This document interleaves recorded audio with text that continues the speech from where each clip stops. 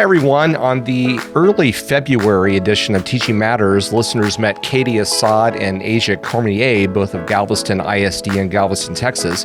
Katie and Asia discussed their district's use of the app Writable, a platform to increase writing proficiency among students in K-12 settings. In this second episode, focusing on Writable, we will learn more about the platform and discuss the emerging role of artificial intelligence for classroom teachers to use as a tool. Welcome to Teaching Matters, a podcast exploring all things teaching and learning. Teaching Matters is produced by NPR affiliate WOUB Public Media in Athens, Ohio. And here is your host, Dr. Scott Tidsworth, Dean of the Scripps College of Communication at Ohio University.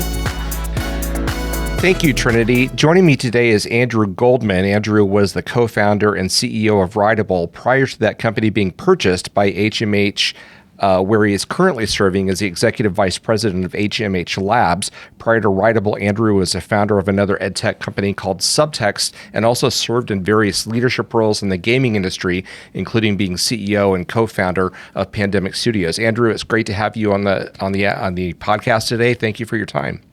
Scott, it's great to be here. I'm excited to have this chat.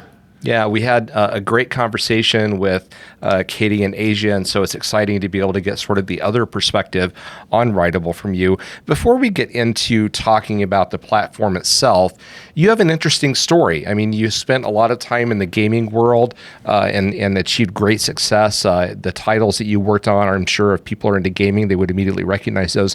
What caused you to switch and go into educational technology, at that stage in your career? It's an interesting question. So I was in games for about 15 years and ended up selling the game development studio that I founded to Electronic Arts, and trying to figure out what was next after I finished up there. And I really wanted to do something that was going to have a bit more of an impact in the next act of my life. And my mom saying to me, when are you going to do something good for this world? may have had a little bit of influence on that Moms have a funny way of doing that, right? Yes, especially unfiltered mothers. But that got me thinking about how I could apply a lot of what we had learned in games to improve education. And it just seemed like there was so much opportunity to make a difference. And that drew me in. It's really the creative challenge that gets me excited. Mm-hmm. So kind of fast forwarding then, when you were the co-founder of Writable, and it came out and it was eventually bought by HMH.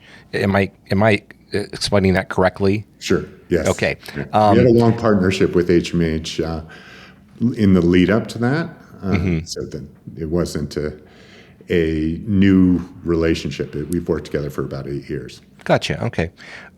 When Writable was created, was there an origin story behind that? I mean, you did another ed tech company before that called Subtext, but was there an origin story for Writable once you had moved into the ed tech space? How did that come about?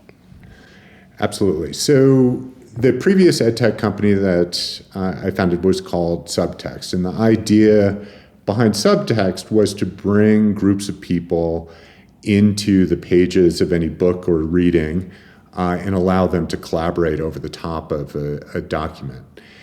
And we launched it into schools, and almost to a teacher, every teacher would ask us for better integration of writing into the reading work that they were doing with students.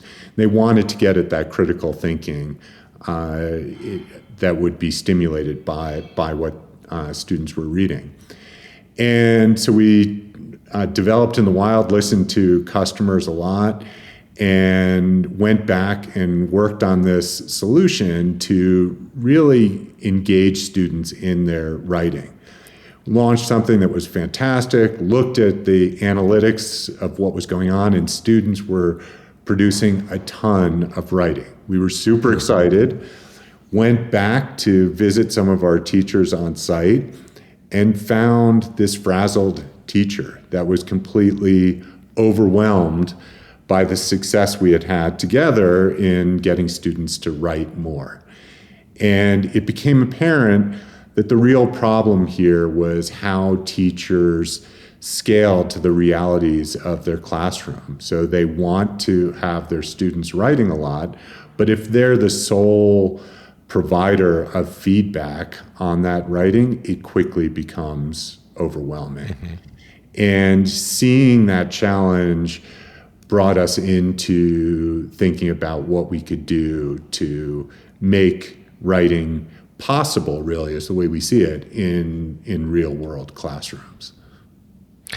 When Asia and Katie were talking about their use of it, of Writable, of course, part of that was the feedback option. But it also seems to me that Writable is providing the teachers with sort of a platform for organizing their writing assignments. Is that correct? I mean, maybe it kind of explain the big picture of what the platform is doing for teachers and the features that it has that's making their lives easier, because I think it's more than just the feedback as I understood it. Sure. There's a range of different assignments that can be set up in Writable. It can start from a very simple quick write, just a prompt that is getting students to write on a particular topic. But you could also take a whole book and create a collection of quick writes or essays that the students are going to do as they work their way through a book. And then the student will see something that looks like a portfolio of their writing where they have all of their different samples together. There's also the opportunity to do assignments that are really trying to get at the process of writing. And ultimately, the most important thing that we're trying to teach kids is critical thinking and communicating. So we want to bring together a whole process around that, and you can have assignments that will start with graphic organizers as an example, and then take students into outlining from there, and then go on to the phase of turning their outline into a draft, and then going into a revision cycle. So there's a lot of process work that can be brought into Writable to help structure what students are doing, all to that idea of going through the thinking process and then focusing on the communication of your ideas. If a district is using Writable, does the student portfolio follow them across their student lifespan in the district, or does it reset with each class? There's some resetting from year to year. It depends a bit on how the customer sets up their configuration. And of course, students moving schools would have separate accounts. Right. Portfolios are a big opportunity area. I wouldn't say that we've fully developed them at this point in Writable, but it does collect all of the students' work and allow them to go and see what they've done and how they've grown over a period of time. Yeah, I mean, to me, that's one of the interesting research questions, is that growth issue that students go through, and how, a focused tool like this could speed up that growth and make that growth spin off in different ways that wouldn't maybe have happened in sort of a more traditional assignment set. Yes. Well, we do. So long term, you can start to see how AI can help with looking across the portfolio of student work and give comments that reflect the history of what they've done and how they're growing as a writer. But even at the assignment level, we're trying to really open up the assignment. It's not just a one and done activity. We want students to revise. If you look at the research around writing, writing is revision, and the more you get students to revise their work, the more growth you'll see in them. Right. And we are using the AI to actually look at the history of what a student has done in a writing assignment. And we provide the teacher with a series of celebrations where they can generate a note and say, wow, you took in this feedback and made these changes, and your writing is a lot better as a result of that. And that's the type of stuff where no teacher in a real world could have that full sense of the history. Yeah. But with the assistance of AI, they can do stuff that is really getting at the thinking process. Mm-hmm. So honing in just a little bit on how AI works within Writable, I always, everybody's trying to learn what AI is and how it works anymore. And so as I think about AI inside Writable, one of the functions, as I understand it, is that AI can start to provide students with some feedback on their writing.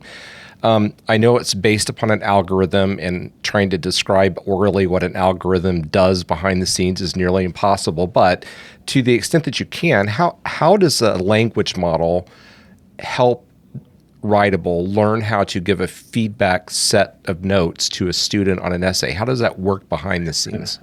So writing assignments typically have a rubric associated with it. And what we've done is create rubrics that have a whole bunch of intelligence built into it. So you've got a rubric item that is reviewing an introduction, or maybe it even goes deeper, and it's got a rubric item on the claim, and then supporting evidence. And you've got each item, and they organize into a learning progression, which is built into the technology. And what we're doing is evaluating the student's work on all of the different criteria that are in the rubric, and then looking at the progression and saying, what is what should this student focus on? So if a student is missing a claim and evidence, and they don't have evidence, you don't want to talk about evidence right now. You want to talk to them about what a claim is and get them to address that before they start to think about that. So the AI is really about evaluating according to criteria set in the rubric, and then providing feedback that is focused on the next area that the student should focus on to improve their writing.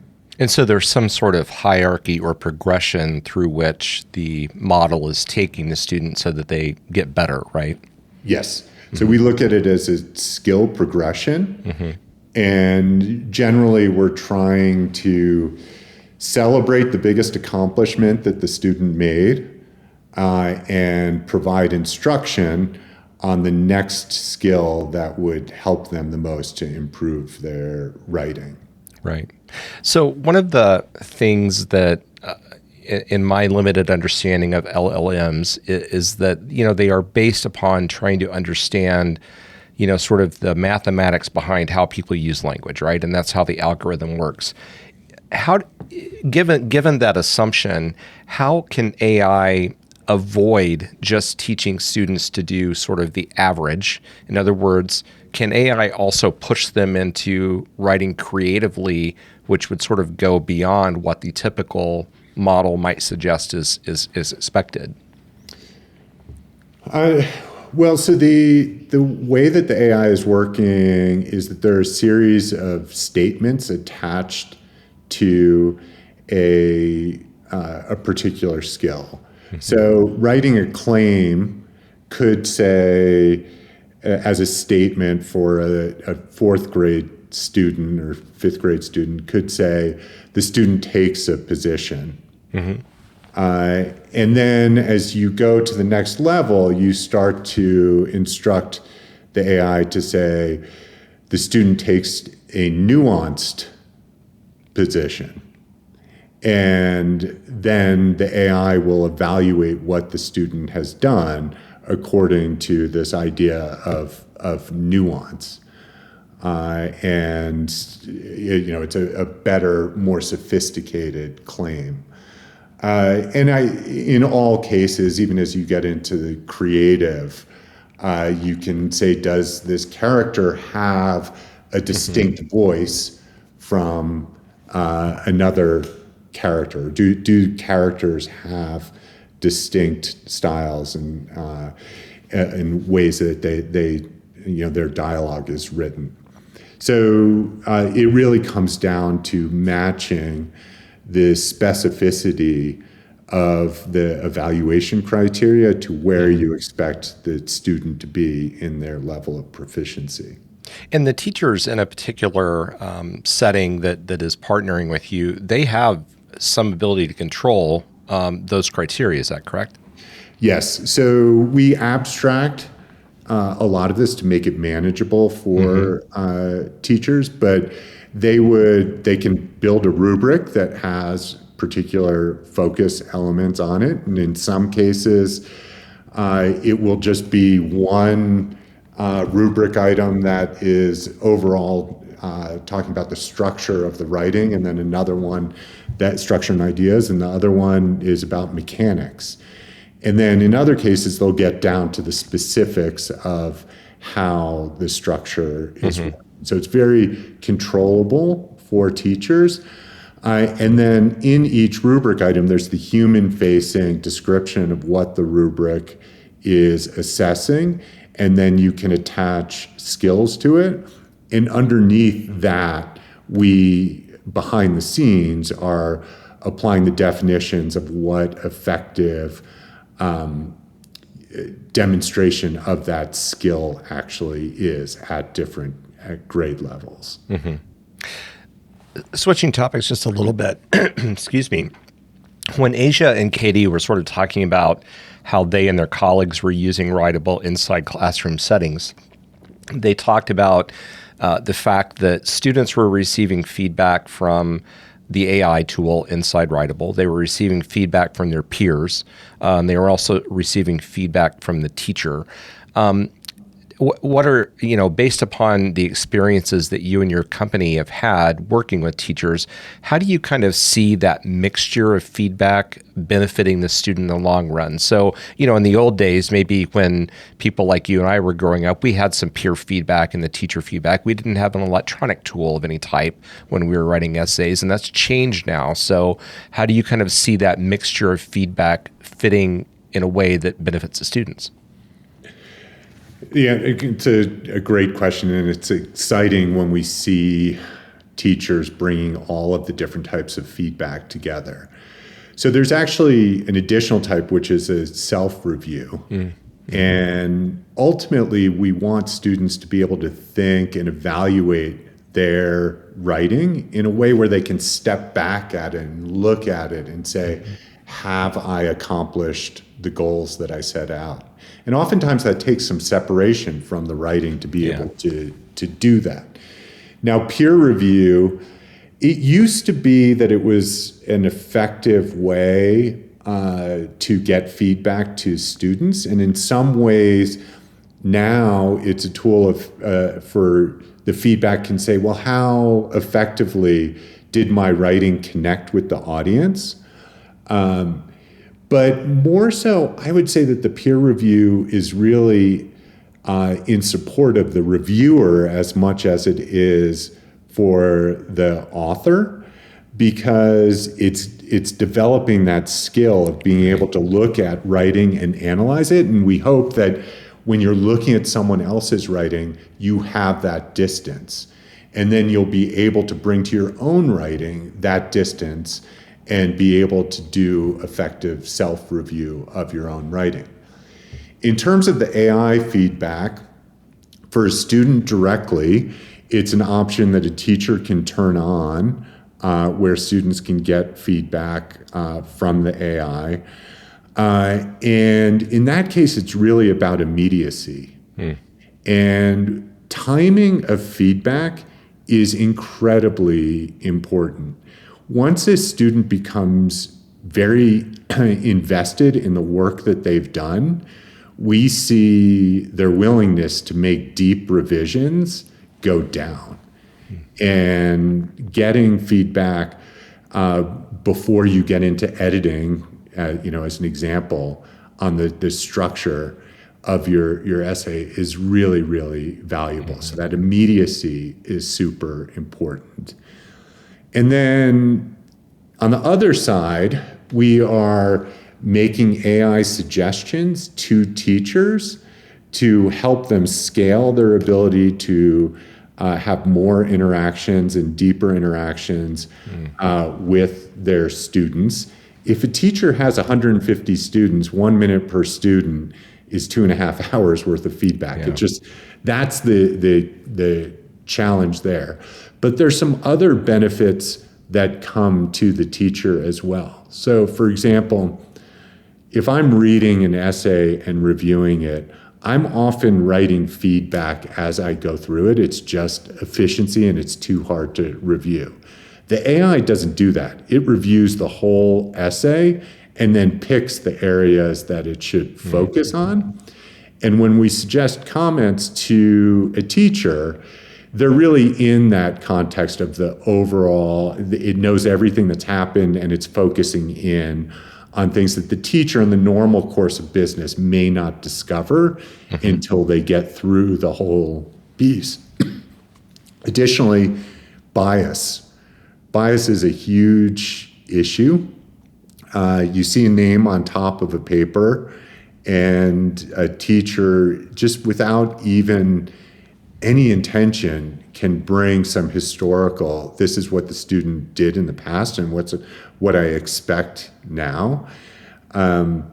And AI can challenge a lot of assumptions that they may make about what a student can do. And likewise, they're challenging bias that may show up in the AI. So there's a collaboration there where we're really trying to get the AI and the teacher to work together to scale great feedback for students. I think you touched on this previously when you talked about celebrating the big successes, but how does Writable integrate some of the lessons that you learned from the gaming industry into sort of how students experience the platform and become better writers as a result of it? So we've been through 8 years of working on this, and we did a lot of gamification around reviews and being able to say that we had this notion of reviewer points and author points. And when you succeeded in revising to feedback, you got a point. And when someone took your feedback to revise against it, we gave you one. What we found was that a lot of it was really compelling, but we needed to make sure that teachers were really focused on the basics. And so there's a lot of accountability that is baked into the program, but it's pushed a little bit behind the scenes now of knowing that you're going to get feedback makes you accountable for putting best efforts forward. And so gamification was a big idea, but yeah. I don't know that it's as prevalent now as it has been at points in the past of our development. Yeah, that makes sense.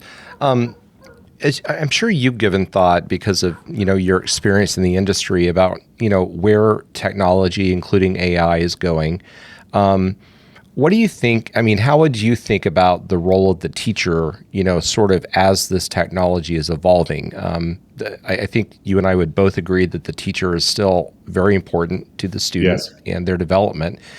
But I also think that role has changed. I mean, even in my own time teaching in the last 35 years, the way that technology has changed the way that I teach and interact with my students is quite significant. And I still feel like we both enjoy each other in the classroom. So how would you answer that question? I'd say that maybe 5% of students out there are going to be responsive and motivated by feedback that is coming from a machine. But the vast, vast majority are really going to be most responsive to a human connection. And what we're trying to do is use the AI to actually make that human connection deeper. And we talked about this a little bit earlier, that idea of understanding the whole arc of this student's writing and how it's evolved over time, and making that really front and center for the teacher to say person to person that, wow, what you've done here is incredible. You have made this so much better. That's where we think that growth is going to come from, is that human connection in the classroom. So everything that we're focused on is really in service of making that relationship better. Now, there's a huge body of research out there on effective pedagogical strategies. And there's this disconnect, in my view, between what works in the laboratory and what you can apply in a real-world classroom. Yeah. And I think that that's where the exciting evolution is going to happen in the coming years, is that one of our dreams is to kill the multiple choice question. The multiple choice question is an invention of convenience. It's because teachers couldn't assess assess students at scale. And now with AI, we can get away from that and go to more constructive response and all kinds of different ways of understanding how, not only what a student knows, but how are they thinking and developing their thinking. And I think that there's exciting opportunities to get back to what works in research and find ways to apply it with technology into the classroom. And timely feedback is front and center. You know, if you give students feedback at the right time, they're way more likely to use it. And that will be, is very possible now with technology. Yeah, actually, one of the topics that I did research on before becoming an administrator was this idea of how students emotionally experience the classroom. And the point you make is so important, that when teachers are giving praise, the timeliness of that praise, the specificity of that praise, and the contingency of what caused that praise to happen are all sort of critical. If you do that well, that phrase, the students will go through a wall for you, is there, right? Yes. Yeah. And I think what you've already articulated as a problem is that many teachers are so overwhelmed with the totality of what it is that they're providing feedback and information onto the students. They don't have time to get that right every time. And it's one of the things that you have to learn as a young teacher, is how to make time for that. But the reality is you have a lot to do, and it's difficult to do that. So I applaud anything that helps teachers be more thoughtful about the way that they're giving students feedback in ways that continues the motivation upward for the students. So there was an interesting study I read a little while ago, and I don't necessarily remember all the details, but it was the impact of feedback and the way it's presented. So if a teacher says, I'm giving you this feedback because I know you can do this, and then they go on and ask the student to do something, there's a human element in that kind of encapsulation of what they're asking the student to do. I have confidence in you. You can do this, and show me. And that leads to big gains there. And I think it just goes back to, it's that human component that we respond to.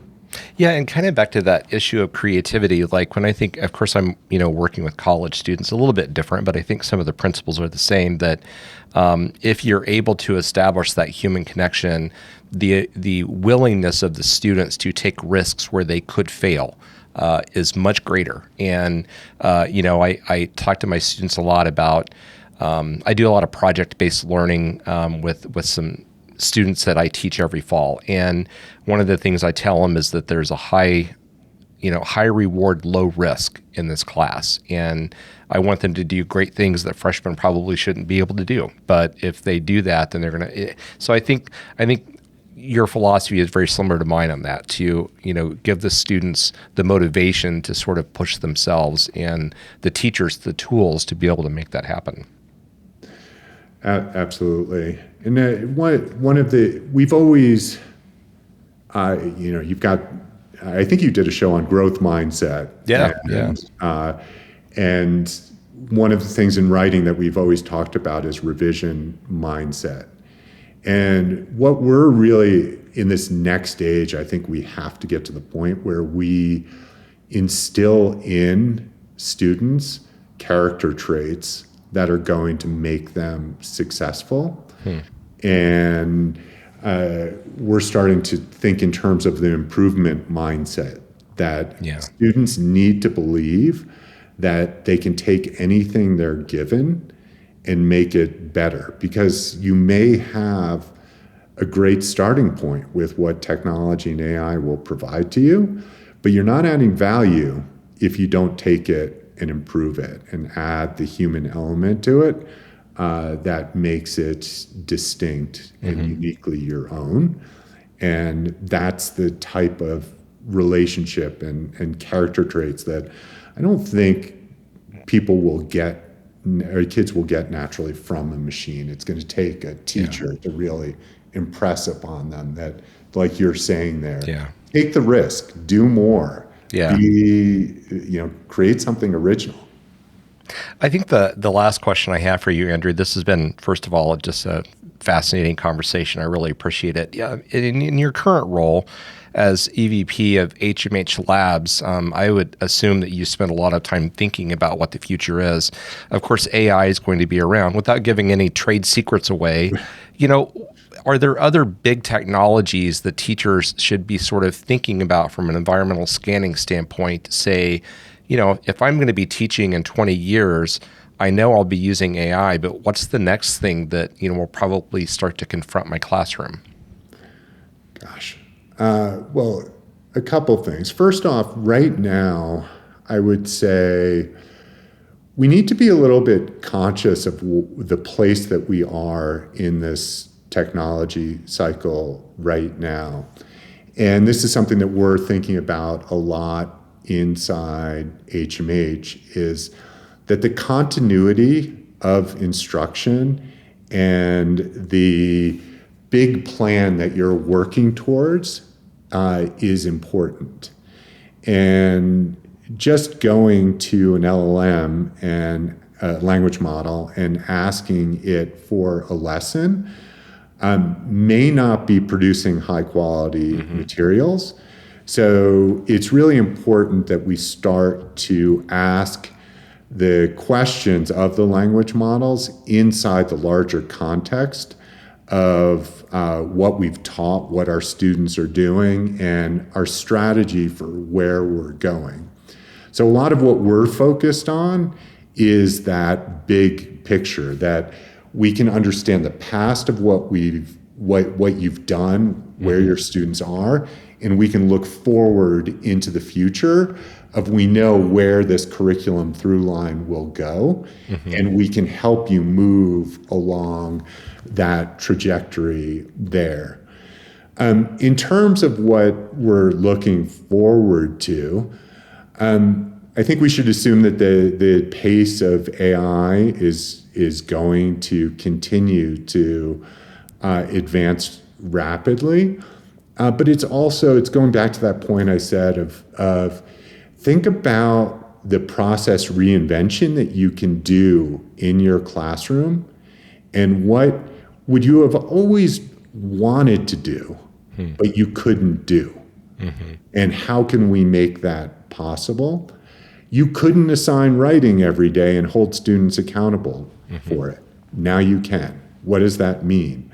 The way that you assess students and understand what they're doing. It's always been, I teach a bunch of stuff and then I have an assessment at the end of the unit. Well, what would happen if every day your students could do an activity that can be a small assessment point that's just built into the normal course of learning? And it tells the teacher something all the way along of what how their students are progressing. And you get to the end of the unit, and again, a dream of mine would be that end of unit assessment it becomes obsolete. Take the day back and do something fun, because you already know everything about your student. So I think that there's just ways that we need to think holistically, and it's not necessarily about the technology, but it's about what do we want to do in the classroom, and making that future possible. You want fewer assessment days? Let's figure it out. Yeah. Andrew, it's been wonderful getting a chance to meet you, and I hope that if you've had a chance to listen to Katie and Asia, they obviously they loved having this tool, and so congratulations on really, bringing something to teachers that's really impacting their lives and even more importantly, the lives of their students. Thank you. We are. I'm making progress against my mom's challenge, I hope, here, of doing something that will help. Yeah.